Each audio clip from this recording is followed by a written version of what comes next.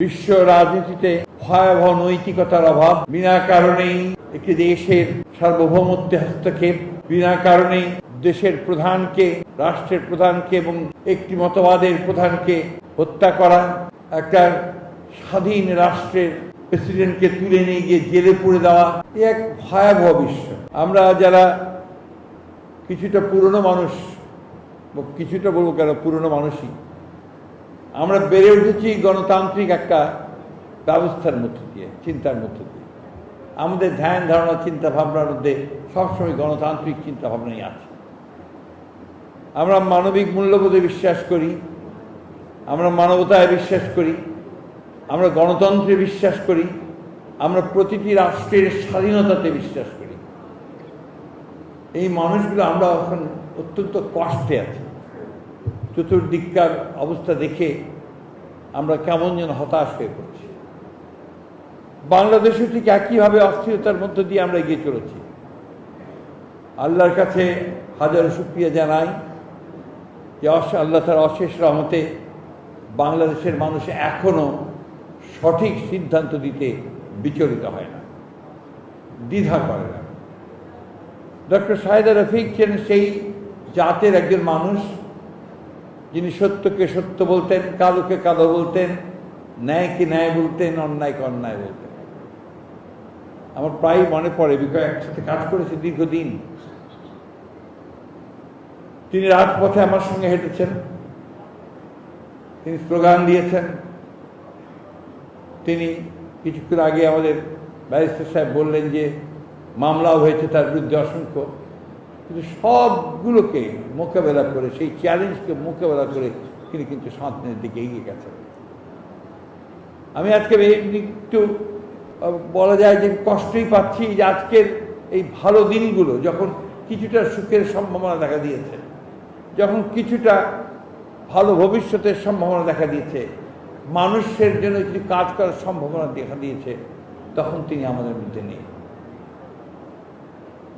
Barrister Rafiqul Islam Mia সাহেব আমাদের senior colleague, standing কমিটির মেম্বার ছিলেন দীর্ঘকাল, মন্ত্রী ছিলেন, বিএনপির একজন অত্যন্ত শক্তিশালী নেতা। তিনি অসুস্থ হওয়ার পরে তিনি তার স্বামীকে নিয়ে প্রায় স্ট্যান্ডিং কমিটি মিটিংয়ে আসতেন, নিজে হাতে ধরে বসিয়ে দিতেন চেয়ারে,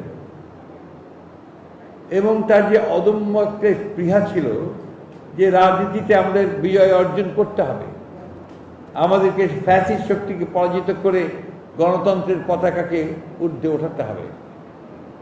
দেশনেত্রী বেগম খালেদা জিয়া তার খুব কাছের মানুষ ছিলেন, প্রায় তিনি তাকে ডাকতেন, কথা বলতেন। আমি সেই দিনগুলোর কথা প্রায় মনে করি, এখন আর সেখানে এসে আরো বেশি করে মনে হচ্ছে। সবচেয়ে বেশি ধ্বংস করেছে শিক্ষা ব্যবস্থাকে।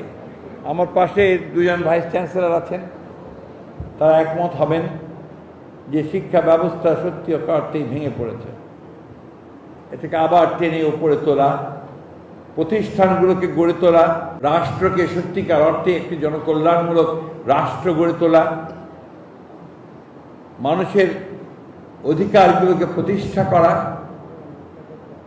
ন্যায়ের শাসনকে প্রতিষ্ঠা করা, সুশাসন প্রতিষ্ঠা করা, আইনের শাসনকে প্রতিষ্ঠা করা, এই বিষয়গুলোকে সামনে আবার নিয়ে আসতে হবে। আমাদেরকে সেই লক্ষ্যেই কাজ করতে হবে। ডক্টর শাহেদা রফিকের প্রতি আমরা তখনই সম্মান দেখাতে পারবো যখন তার যে আকাঙ্ক্ষা ছিল, যে ইচ্ছা ছিল, তিনি যে কাজগুলো করতে চেয়েছিলেন, যদি তা আমরা পূরণ করতে পারি। আমি তার সন্তানকে ধন্যবাদ জানাতে চাই যে তার সন্তান সেই ডক্টর শাহ মোহাম্মদ শাহপুর রফিক, তিনি চেষ্টা করছেন এই প্রতিষ্ঠানটিকে প্রতিষ্ঠিত করবার। আমি আজকে তাকে এইটুকু বলতে পারি এবং আপনাদেরও বলতে পারি, আমাদের পক্ষে যা কিছু আইনের মধ্যে সম্ভব তাকে সাহায্য করা, প্রতিষ্ঠানকে সাহায্য করা, আমরা অবশ্যই তা করব। এটা আমাদের দায়িত্ব বলে আমরা মনে করি। আমি বক্তব্য বাড়াবো না এই জন্যই যে আমি নিজেই অসুস্থ। এছাড়া আপনার ইফতারের সময় হয়ে আসছে। আমি প্রম করবো আল্লাহ তাআলার কাছে এই দোয়া চাইব, আল্লাহ তাআলা তাকে অর্থাৎ ডক্টর শাহেদ রফিককে যেন বেহেশত নসিব করেন। তার সমস্ত যদি কোনো গুনাহ থাকে, আমার মনে হয় না এই মহিলার কোনো গুনাহ থাকতে পারে, তাহলে তা ক্ষমা করে দিয়ে তাকে সেই সবচেয়ে সুন্দর জান্নাতের স্থানে যেন তিনি অধিষ্ঠিত করেন।